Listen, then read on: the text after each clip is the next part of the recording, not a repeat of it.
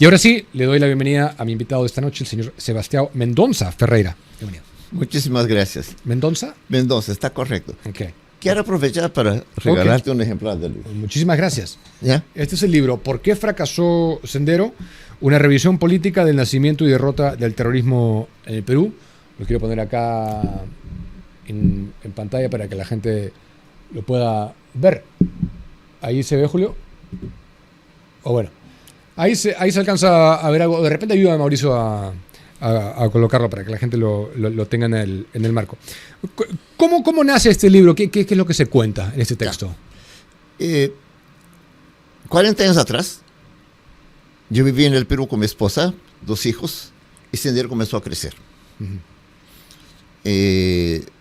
Yo comencé a preocuparme si Sendero iba o no iba a ganar la guerra. Y yo conocía los trabajos de Mao, los escritos militares de Mao. Yo había viajado por América Latina, había viajado por Uruguay, por Argentina, yo soy brasileño, y había visto cómo que los grupos cuando se instalan en ciudades fracasan. Y como había leído los textos de Mao, yo comencé a verificar si es que Sendero cumplía con los métodos que había planteado Mao. ¿Ya? Porque Mao ganó una guerra. Entonces yo tenía que ver si estaba dentro de su lógica. Lo que yo encontré fue de que había muchas citas de Mao en los documentos, pero la lógica era otra. Eso me llamó mucho la atención. Primer punto, Mao nunca planteó crear una guerra en su país. Planteó participar en una guerra de defensa nacional, pero no él crear una guerra. Guzmán creó una guerra en el Perú. 2, Mao decía que para ganar una guerra era clave la alianza con los campesinos, tratarlo con respeto, tratarlo con como si fueran invitados en su casa.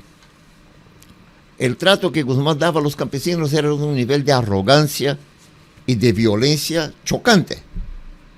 ¿Ya? Se veía claramente que él estaba aplicando con los campesinos una estrategia terrorista. Eso me llamó mucho la atención. Cuando comencé a leer las cosas de ellos, ahí sí me di cuenta de que ellos tenían esa concepción terrorista desde el comienzo, desde antes de comenzar las acciones. ¿Ya? Ellos pensaron de que la forma de hacer política en el Perú, eso es importante, era al margen del sistema político aplicando la violencia. Y el tipo de violencia que ellos imaginaron no era una guerra convencional, era un conjunto de acciones terroristas. Consecuencia, en el Perú no hubo una guerra civil. Sendero no generó una guerra civil. Hubo una guerra terrorista. Y por eso, por lo tanto, cuando me hablan de reconciliación, a mí me choca, porque yo debo reconciliar con quienes cometieron crímenes de lesa humanidad, con quienes intentaron genocidio contra los ashánicas. No me parece correcto. Entonces, yo comencé a pensar de que dentro de esa lógica Sendero no iba a ganar. No sabía cómo iba a ser el Perú para derrotar a Sendero. No tenía la menor idea, no, en aquella época. Estamos hablando del año 84, 83, 84. Belaúnde estaba todavía en el Perú. Belaúnde estaba en el gobierno. Fue el periodo de mayor cantidad de violencia y lo mejor que le pudo pasar a Sendero fue Belaúnde. Sí. Belaúnde le regaló 2 años de acción libre, y cuando mandó a la Fuerza Armada a actuar, no tenía ninguna instrucción. Los militares no conocían el territorio, no conocían la población, no tenían ninguna instrucción política. Belaúnde decía: ese es el problema de ustedes, los militares resuelven el problema de Sendero. Tratamiento absolutamente militarista. Lo que para Guzmán fue un regalo, porque Guzmán ya sabía que el enfoque militarista fracasaría. ¿Ya? Él estaba incluso tranquilo en ese aspecto. Entonces yo llegué a la conclusión que sería derrotado. ¿Cómo? No sabía. Seguí mi vida trabajando para mantener mi familia. ¿Ya? Sendero fue derrotado. ¿Ya? No dormí el día 12 de septiembre. ¿Usted se imagina? Me lo recuerdo vívidamente ese día. Ya. Yo tenía un taller el día siguiente en Puno, en Huancané, con líderes campesinos. El 13 yo estaba en el taller con los líderes campesinos. ¿En Puno? En Puno. ¿Pero a qué se dedicaba? Yo asesoraba comunidades y pequeñas ciudades en cómo planificar su futuro económico. Cómo hacer la gente para progresar económicamente. No el diseño urbano. ¿Pero a través de una ONG? Me contrataban. Pero no como ONG, consultor independiente. No es caviar, ¿no? No. No vaya a ser. Trabajé en una ONG una época, pero me aburrí. ¿Ya? Por razones principalmente éticas. Ya, lo que usted estaba diciendo un poquito antes, por razones de este tipo, me retiré. Y en el taller había 2 personas que bloqueaban el taller todo el tiempo. Yo voy, converso con 2 dirigentes campesinos, digo, ¿qué pasa con estos señores aquí? Porque todo el tiempo están contradiciendo lo que estamos discutiendo. Ellos son próximos a Sendero. Ellos no pueden aceptar la noticia que salió ayer. Estaban literalmente desesperados. Esto que dice acá, lo acabo de decir, la verdad que a mí me cuesta creerlo, como en el 2021 también me costó tragarme esa píldora, que por el voto popular llegue gente como Maraví, sí, Chipana, César Tito Rojas, sí, en atestados terroristas lo hemos visto, Manay. Eso forma parte de lo que usted también denomina la nueva etapa, ¿no? De Sendero, ¿no? Sí, sí, sí.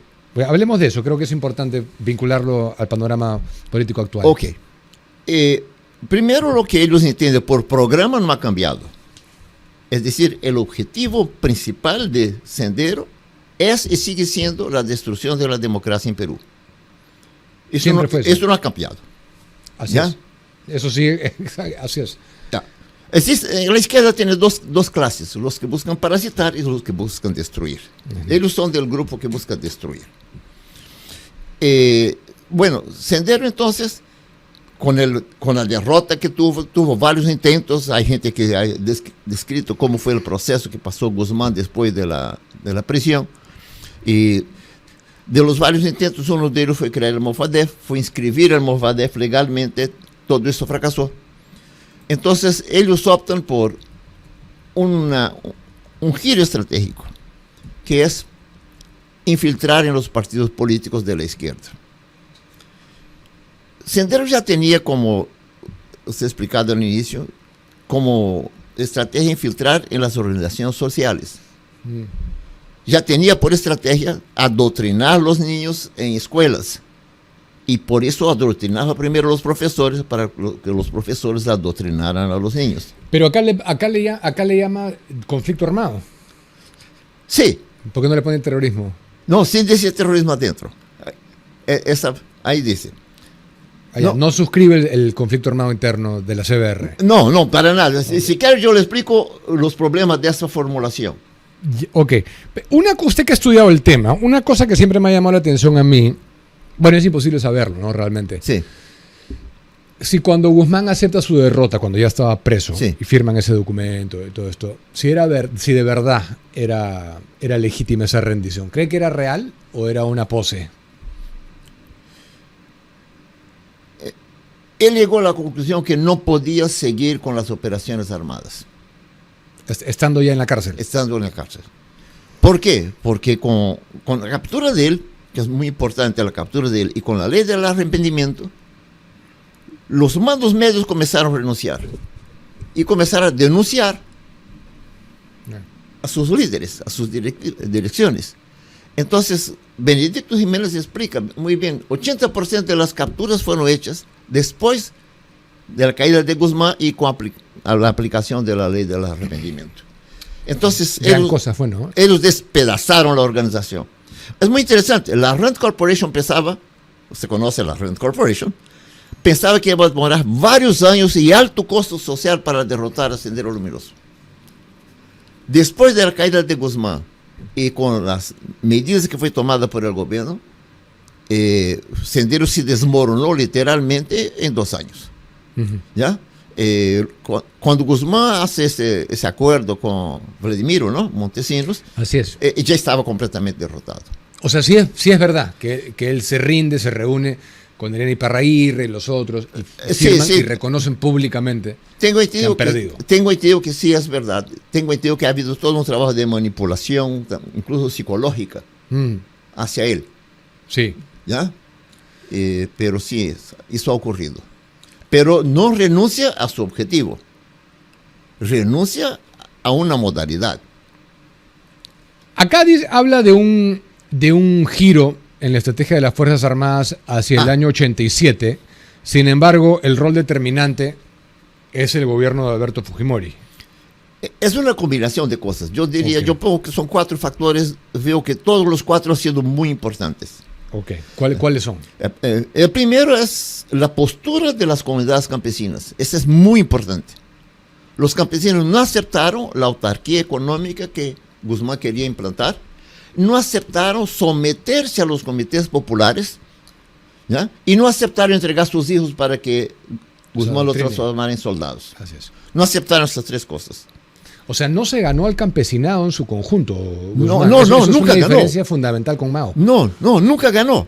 En realidad, los campesinos tenían una cierta ilusión con Sendero en los primeros años por el rol que desempeñaron en la lucha por la educación en el gobierno de Velasco.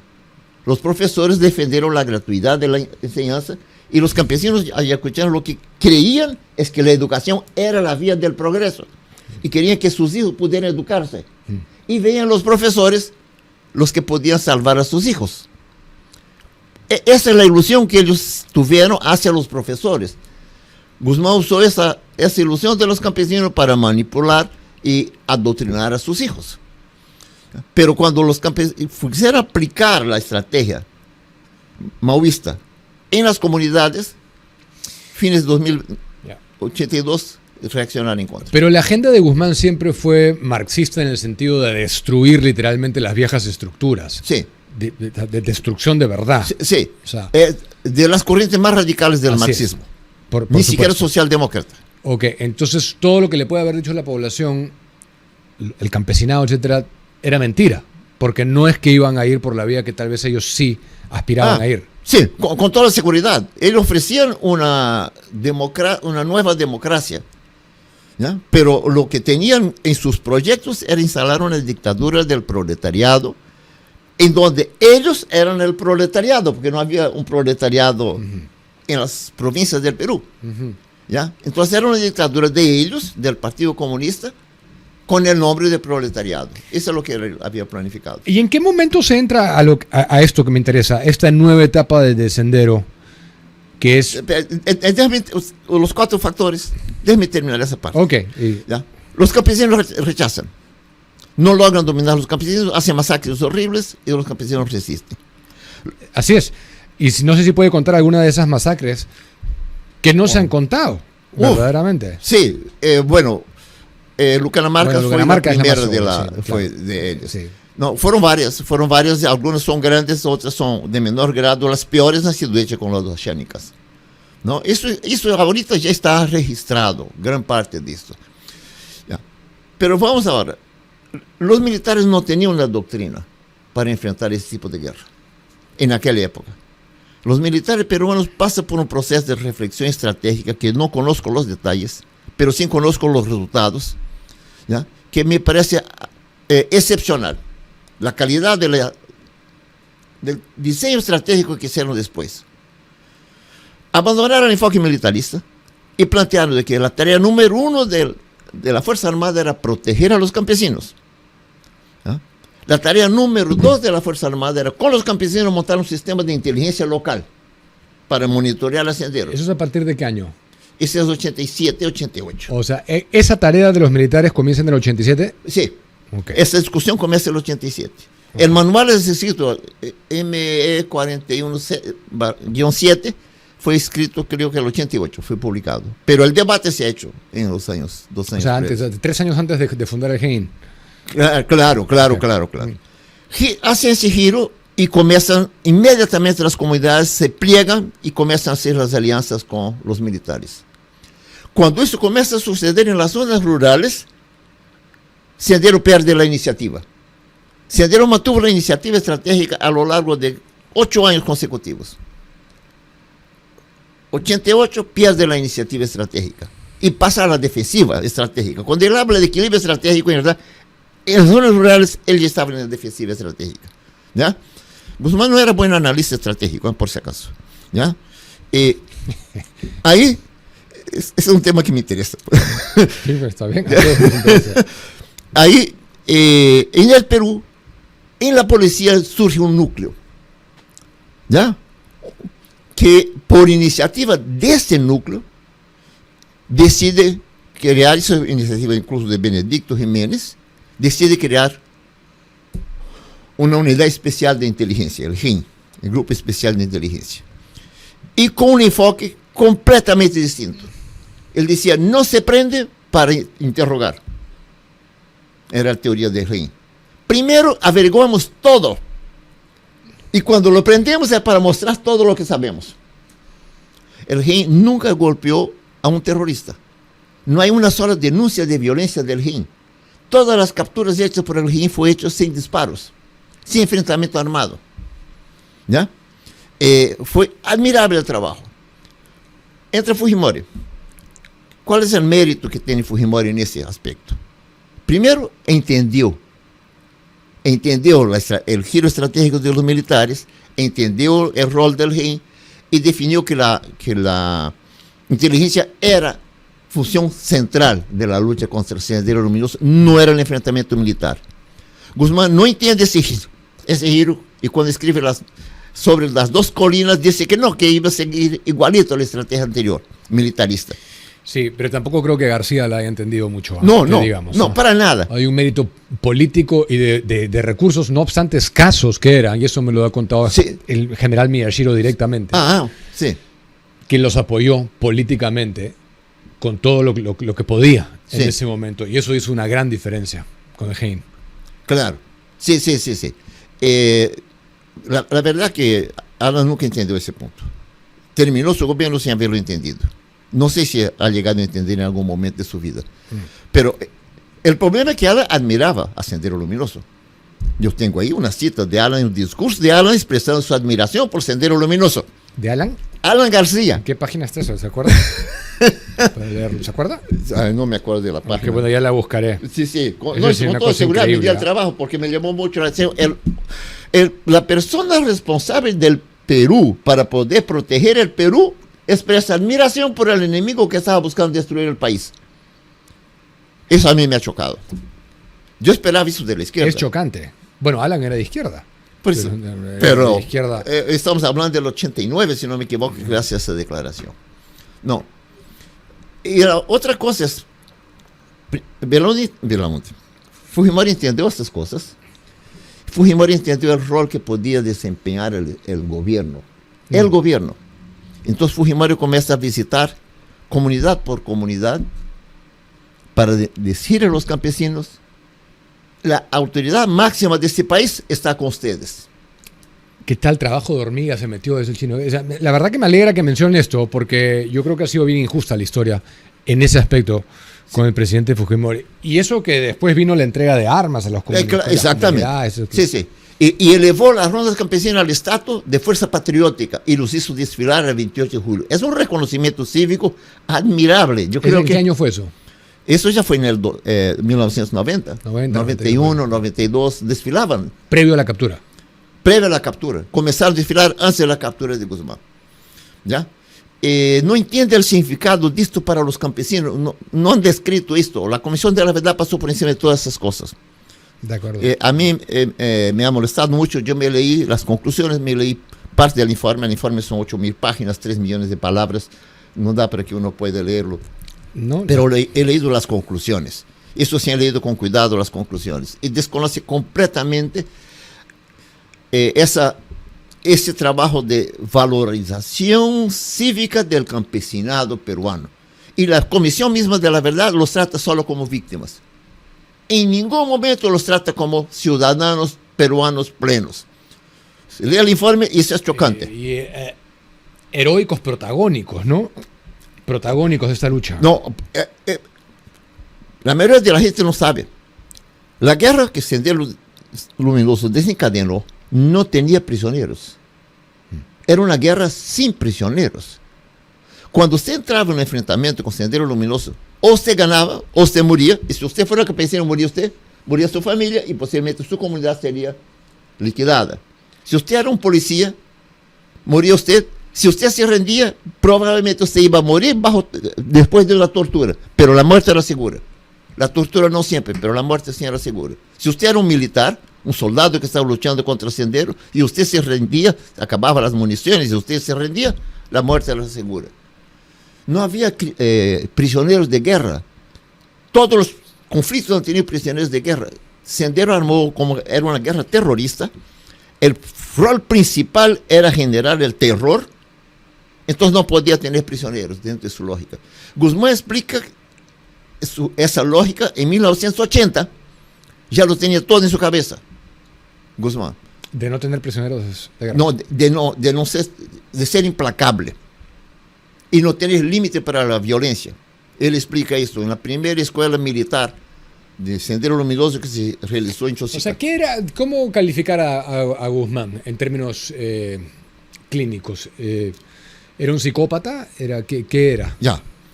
Yo diría que se puede clasificar de psicópata, pero no es el elemento principal que determinó su comportamiento. El elemento principal que determinó lo que ha hecho Guzmán es la ambición de ser dictador vitalicio. Él tenía esa ambición desde el 85.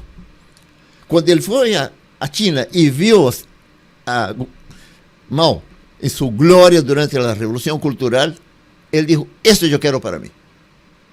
¿Ya? Para mí. Para mí. ¿En qué año fue a China, Guzmán? Si no me equivoco, 85, 84, 85. ¿Invitado por el Partido Comunista? Claro, invitado por el Partido Comunista. Cuando no. Nunca desaprovecha un zurdo un viaje gratis. Sí, entonces, ese es el motivo. Para imaginar toda esa violencia no podía ser una persona normal. Pero para poder organizar todo el proceso que lo ha organizado, y yo busco explicar en el libro como los grados de sofisticación que tiene, es porque su ambición de ser dictador era el motor de su vida. Desde esa óptica no he leído muchas cosas que se cuentan. ¿Este libro dónde se encuentra? ¿Dónde se compra? En las librerías actualmente. En Ibero, en cualquiera de esas. E incluso en Kindle también, si quieren. ¿Y cuál es la esperanza que usted como autor se propone? Aquí siempre los escritores tienen una idea central que uno quiere que se lleve. Está bien.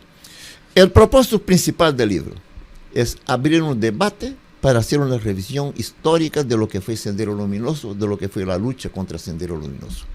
Abrir el debate es mi expectativa principal. ¿No? La historia que ha sido contada por la Comisión de la Verdad es una historia muy sesgada. El Perú tiene derecho a estar muy orgulloso de haber derrotado un enemigo tan peligroso y haber derrotado en base a la inteligencia, coraje y capacidad de las instituciones peruanas y de las personas. Eso no es motivo de celebración. Yo no encuentro una plaza dedicada al héroe campesino, no encuentro ninguna fecha de celebración. ¿Usted ha ido al museo? Sí. Ya, uno sale de ahí deprimido. Sí. Los niños que visitan el museo por tareas escolares no sienten orgullo de ser peruano. Es para deprimir la idea de ser peruano. Yo me imagino que muchos después pueden irse hasta del país, porque es humillante. ¿Ya? Solamente existe la violencia, los crímenes, parece que en el Perú solo sucedieron cosas malas. No ha habido una guerra heroica de personas que derrotaron un monstruo. Sí, la responsabilidad siempre es de la Fuerza Armada y que moralmente son equiparables. Tiene un sesgo evidente. Hemos tenido que ir para hacer reportajes, pero no ha sido una experiencia muy agradable, como usted comprenderá. Sí. Yo he ido un par de veces. Incluso el exdirector quería que yo fuera para dar una conferencia, pero lo destituyeron antes que yo pudiera ir a dar la conferencia. Entonces mi idea es abrir ese debate. ¿Ya? Estoy recibiendo una acogida muy favorable de parte de periodistas de centro y de derecha. No he recibido una invitación de ningún periodista de izquierda ni de centro izquierda. Para ellos ese libro no ha sido escrito, no existe, no ha sido impreso. ¿Ya? O sea, pero estamos en el momento, y eso es lo que no quiero dejar No. de preguntarle que me responda. Estamos en el momento de la nueva etapa, seguimos en el momento de la nueva etapa, sí, que es la captura de la educación, entrar de manera más sutil e indirecta, pero igual captar el poder y destruir la democracia. Sí, sí. Solamente que ahora la infiltración a través de los partidos ha resultado exitosa. Sendero no va a abandonar las otras estrategias. ¿Ya? Decía, adoctrinar, penetrar las relaciones sociales, disputar las elecciones regionales. ¿Ya? No va a abandonar ninguna de esas estrategias. Pero ahora tiene un nuevo recurso, que son representantes legales en el Congreso. El delirio de Guzmán lo llevó a considerar que él era la cuarta cabeza del comunismo, ¿no? Lenin, Stalin, Mao y él. Y después él. Y después él, ¿no? Eso era para que la gente entienda su delirio, ¿no? Sí, sí, correcto. De esto. Bueno, muy interesante. Entonces hay que... ¿Usted cree que hay posibilidad de que... Porque obviamente cuando lo confrontan con su pasado, Iber Maraví, por ejemplo, lo niega, ¿no? Que haya sido... Sí. ¿Usted cree que mantienen los vínculos, al menos ideológicos, simpatía? Yo creo que los de Sendero nunca reconocen que son senderos si no les conviene. ¿Ya? Gran parte de la gente que era de Sendero descubrieron después por un trabajo de inteligencia. Ellos nunca se presentaron que eran de Sendero. Gran parte de ellos. Así que la opinión de ellos para mí no es referencia. Yo prefiero tomar... Pero tiene un buen servicio de inteligencia. ¿Por qué nunca fueron capaces de hacer su segundo congreso a nivel nacional, Sendero? Porque colapsaron antes. No, pero o sea, incluso clandestinamente se hubiera podido hacer, pero no hay un cambio de mando como que formal, oficial. Sendero nunca fue un partido con las estructuras clásicas de un partido. Por eso yo en el libro no hablo de la comisión política de Sendero, hablo de Sendero y su corte. Guzmán tenía una corte de personas que le obedecían. No tenía una estructura partidaria normal, incluso entre los partidos marxistas. De ninguna manera. No tenía una comisión política elegida por un comité central. Esas cosas Guzmán decidía personalmente. Esas cosas. ¿Pero quién es? ¿A quién se debe considerar líder de Sendero? Hoy, sí. Elena Parraguirre. Elena Parraguirre. Es la mujer. Ok. ¿Ya? Bueno. Ella era la mano derecha de Guzmán y ella era la que operaba Sendero. Guzmán era ideólogo, era imagen política, pero la persona operativa del día a día de Sendero era la señora Parraguirre. En este libro se menciona tal vez a otros terroristas emblemáticos, Edith Lagos, Morote, la camarada Nora, todas estas. Sí, nombro, pero hay un detalle que yo quisiera comentar. Osman Morote era el hijo del rector de la Universidad de Huamanga. El rector de la Universidad de Huamanga entregó a Birmel Guzmán todos los poderes del caso para usar los recursos de la universidad y crear su organización política. Guzmán era profesor, jefe de recursos humanos, jefe de departamento de estudios básicos y persona dominante dentro de la Facultad de Educación, que era 45% de los estudiantes de la universidad. ¿Ya? Todo esto fue el padre de Osman Morote el que entregó a Guzmán. Guzmán, para ingresar como profesor, usted se va a sorprender, presentó una carta de presentación del partido, de la Comité Regional de Arequipa del Partido Comunista Peruano. Esa fue la carta de presentación para ser profesor en una universidad. ¿De filosofía? De filosofía. ¿Está bien? Yo considero absolutamente inadmisible que un partido político recomiende un cuadro suyo para que sea profesor en una universidad. Ni menos un partido antidemocrático, ¿no? Aunque abiertamente sí, es antidemocrático. Entonces, sí, yo nombro los otros, pero Guzmán fue la figura todo el tiempo, la figura central. Hay una persona que nos está escribiendo desde Uruguay, que dice: gracias por la entrevista, ¿cómo puedo adquirirlo desde Uruguay? Kindle. Kindle. Ok, Kindle. Ok. Le doy la última palabra para que cierre. Ya, muchísimas gracias. En realidad, yo explico las razones por las cuales escribí el libro. Primero, por solidaridad con las víctimas. 2, por reconocimiento con los que vencieron a Sendero Luminoso. Y 3, con nuestra responsabilidad con los jóvenes de ese país. Necesita tener una versión nueva de esta juventud. ¿Ya? Mi ilusión es abrir un debate que desborda mi persona. Yo quisiera ver más personas revisando esa historia que, en mi opinión, está mal contada del Perú. Y creo incluso que debería revisarse el informe de la Comisión de la Verdad. Totalmente no debería quedar así tal como está. Bueno, en el enfoque de hablar a los jóvenes a tal efecto, me alegra que podamos sumar fuerzas, porque yo estoy en ese esfuerzo hace muchos años.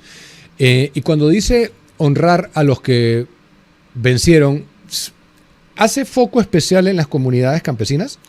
Claro que sí. Especial, porque eso no se ha tocado tanto tampoco. Ya. Porque la Comisión de la Verdad quería tratar a los campesinos solo como víctimas, no quería tratarlos como ciudadanos. La izquierda nunca quiso tratar a los campesinos como ciudadanos. Ni como gente que se levantó contra Sendero. Claro, ¿por qué? Porque despedazaba su ideología. Su narrativa. Su narrativa, que Sendero era provocado por las injusticias. Así Ahí es, hay una acusación sumamente injusta a los campesinos. Los campesinos peruanos no tienen nada que ver con el surgimiento de Sendero. Los campesinos peruanos depositaron una ilusión momentánea por su esperanza de que los profesores pudieran educar a sus hijos, pero nunca participaron de las rebeliones. Entonces, esa postura de la izquierda, en mi opinión, ofende a los campesinos, porque presenta que por las injusticias surgió Sendero. No hay una sola evidencia de cómo los campesinos participaron de rebeliones para el desarrollo de Sendero. Muy distinto de Mao en China, que Mao estudió las rebeliones campesinas en UNAM. En el Perú no ha habido rebeliones. Las rebeliones que han habido, las tomas de tierra que han habido, la mayor parte de ellas no fue en Ayacucho. No fueron en Ayacucho. Ayacucho era la región más pacífica del Perú, de la parte sur del país. ¿Ya? Todo esto fue una construcción de la izquierda. Último, sí, por favor. Es que la izquierda, en mi opinión, es una de las grandes responsables por el surgimiento de Sendero. Responsable por 2 razones. Responsable porque le desarrolló la base ideológica para Sendero, y responsable porque dificultaba que la población se aliara con las Fuerzas Armadas. Todo el tiempo creaba desconfianza de la población hacia las Fuerzas Armadas. Así es. Entonces, miles de personas murieron. El conflicto se prolongó porque la alianza con las Fuerzas Armadas se postergó varios años. Claro. Adrede. Es un marxismo puro y duro. Conflicto. Ellos creían de que planteando así podían descalificar a los otros y ocultaban sus propias responsabilidades. Y fueron parcialmente exitosos, porque después ellos se pusieron una moral high ground para ellos juzgar a los que participaron. No participó de la Comisión de la Verdad ni los campesinos, ni el GI, ni el ejército peruano. Las 3 fuerzas que lucharon contra Sendero y derrotaron a Sendero no participaron de la Comisión de la Verdad. No participaron en la Comisión de la Verdad el capitán de fragata Luis de la Jara, que es héroe del frontón. No recoger su testimonio, pero es un sinsentido. No sé si ha visto la película de la Cantuta. ¿Ya? Sí, no, la Cantuta no he visto. ¿Está contenido algo de la Cantuta en este libro? No trato en especial la Cantuta. Okay. No trato en especial la Cantuta. ¿Tiene alguna opinión específica sobre el particular? No, bueno, hasta donde yo sé, era un grupo terrorista, los de la Cantuta, hasta donde yo sé, pero de mando menor. ¿Ya? El grupo Colina no tenía por qué meterse en esas cosas. Yo creo que fue un error el grupo Colina. Ok, fue un error. Bien, el libro es ¿Por qué fracasó Sendero? Ahí lo tienen, una revisión política del nacimiento y derrota del terrorismo en el Perú, y quedan todos ustedes invitados a comprarlo, desde luego a leerlo, a compartirlo. Sebastião Mendonça ha estado con nosotros. Muchísimas gracias. Muchísimas gracias a tenerlo. ti. La mejor de las suertes, lo esperamos nuevamente pronto. Muchas ventas. A diferencia de los zurdos, nosotros queremos la prosperidad económica para todo el mundo. Muchas ventas y mucho billete que gane.